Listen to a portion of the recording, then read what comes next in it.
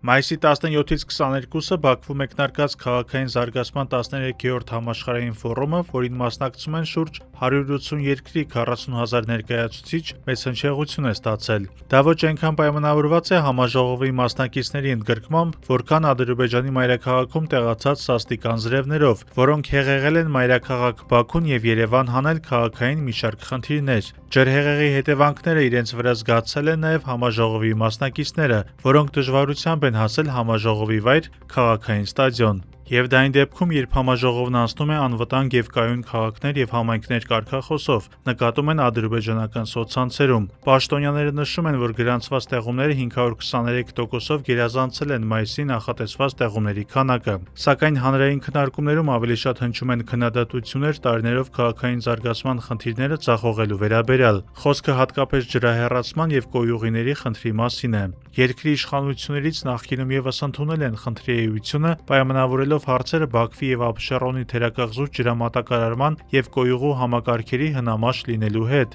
Ըստ այդմ դեռ 90-ականներից գոյություն ունեցող անձրևային բոլոր համակարգերը վերածվել են կոյուղու հավաքիչների։ Քաղաքային զարգացման համաշխարհային համաժողովներն անցնում են ՄԱԿ-ի հովանու ներքո 2002-ից ի վեր։ Դրանք սովորաբար իրենց հարկի տակ են հավաքում ճարտարապետների եւ քաղաքային զարգացմամբ զբաղվող մասնագետների։ Այս անգամ բացի փորձագետներից Բաքու են մեկնել նաեւ մի շարք երկրների ղեկավարներ՝ Ուզբեկստանի, Ղրղըզստանի, Բուլղարիայի նախագահները, Վրաստանի վարչապետն ու այլք։